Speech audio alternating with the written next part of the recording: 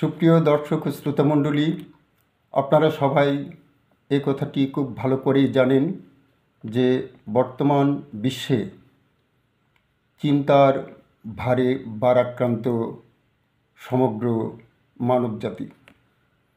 এই হিসাবে আজ আপনাদের সামনে আমি কয়েকটি গুরুত্বপূর্ণ বিষয় আলোচনা করব, যেগুলো আপনাদের হৃদয়কে স্পর্শ করবে আশা করি, এবং এর দ্বারা মানবজাতি উপকৃত হবে। আমি এই কথাটা এই জন্য বললাম যে বিশ্বকবি রবীন্দ্রনাথ ঠাকুর তিনি সুন্দর করে এই কথাটা এইভাবে প্রকাশ করেছেন যে মস্তিষ্ক যখন হৃদয়কে নিয়ন্ত্রণ করে তখন তৈরি হয় স্বার্থপরতা, আর হৃদয় যখন মস্তিষ্ককে নিয়ন্ত্রণ করে তখন তৈরি হয় ভালোবাসা। অর্থাৎ আমরা ইংরেজিতে কথাটা এইভাবে বলতে পারি যে when the brain controls the heart, then selfishness is created, and when the heart controls the brain, then love is made. তো আমি ব্যক্তিগতভাবে কবি গুরু রবীন্দ্রনাথ ঠাকুরের এই কবিতাটি এই উক্তিটি যেদিন পড়েছিলাম সেদিন অত্যন্ত মর্মাহত হয়েছিলাম। আসলে আমাদের মস্তিষ্কে অনেক কিছুই ঘুরপাক খেতে পারে, অনেক কিছু আসতে পারে ভালো মন্দ, কিন্তু আমাদেরকে ভেবে দেখতে হবে যে মস্তিষ্ক আমাদের হৃদয়কে নিয়ন্ত্রণ করবে না আমাদের হৃদয় মস্তিষ্ককে নিয়ন্ত্রণ করবে।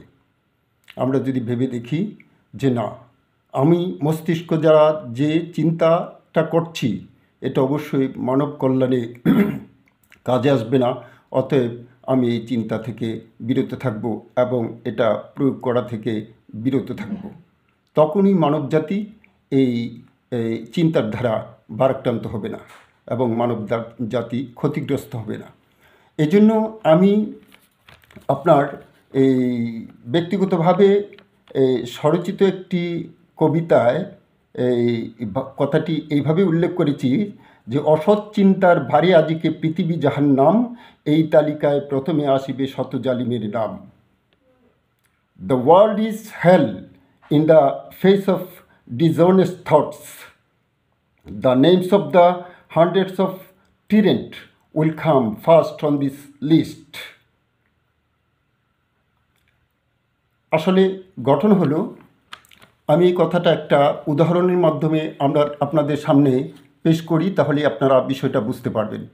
কীরকম যে আপনারা অনেকেই অবগত আছেন যে 1911 সালে থমাস লিউরি নামে একজন বিখ্যাত ভাস্কর্য শিল্পী রাশিয়ার মস্কোতে একটি ব্রোঞ্জের ভাস্কর্য নির্মাণ করেন, যে ভাস্কর্যটির নাম দেওয়া হয় ওয়েট অফ থটস, অর্থাৎ চিন্তার ভারে ভারাক্রান্ত মানবজাতি। এই ভাস্কর্যটিতে দেখানো হয়েছে যে একজন চিন্তাশীল মানুষ চিন্তার ভারে ভারাক্রান্ত হয়ে বিপর্যস্ত অবস্থায় কাত হয়ে পড়ে আছেন, একটি পাথরের উপর কাত হয়ে পড়ে আছেন। আমি মনে করি যে বিশ্বশান্তি প্রতিষ্ঠার ক্ষেত্রে এই ভাস্কর্যটি চিন্তাশীল জ্ঞানী বিজ্ঞানীদের হৃদয়ে শিক্ষা গ্রহণের জন্য বিশেষ ভূমিকা রাখতে সক্ষম হবে। প্রিয় ভাই বোনেরা, প্রিয় বিশ্ববাসী এবং চিন্তাশীল জ্ঞানী বিজ্ঞানী বন্ধুগণ, আপনাদের কাছে অনুরোধ থাকবে, মনে করেন আমরা একটা বিষয় লক্ষ্য করে দেখব যে পৃথিবীতে যত জ্ঞানী গুণীগণ রয়েছেন, যত বিজ্ঞানীগণ রয়েছেন, মানব কল্যাণে অনেক কিছুই আবিষ্কার করেন। আইনস্টাইন বলেন, নিউটন বলেন, অথবা আলফ্রেড নোবেল বলেন, যারা কাজ করেছেন তারা কিন্তু বিশ্ব শান্তির জন্য কাজ করেছেন।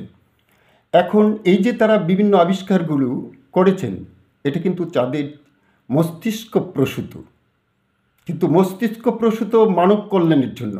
এখন যদি আপনি জালিম বা অত্যাচারী হয়ে এইগুলোকে আপনি ব্যবহার করেন, তাহলে কিন্তু মানুষের ভালোবাসা অর্জন করা যাবে না। হৃদয় দিয়ে আপনার মস্তিষ্কতে নিয়ন্ত্রণ যদি আমরা করি, তাহলে অবশ্যই মানুষের ভালোবাসা অর্জন করতে সক্ষম হবে এবং মানবজাতি উপকৃত হবে।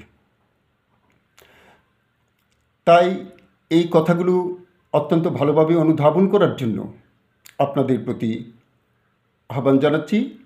আসুন বন্ধুরা, আমরা আমাদের হৃদয় যেন মস্তিষ্ককে নিয়ন্ত্রণ করে, মস্তিষ্ক যেন হৃদয়কে নিয়ন্ত্রণ না করে, এই ব্যাপারে আমরা উদ্যোগ গ্রহণ করি।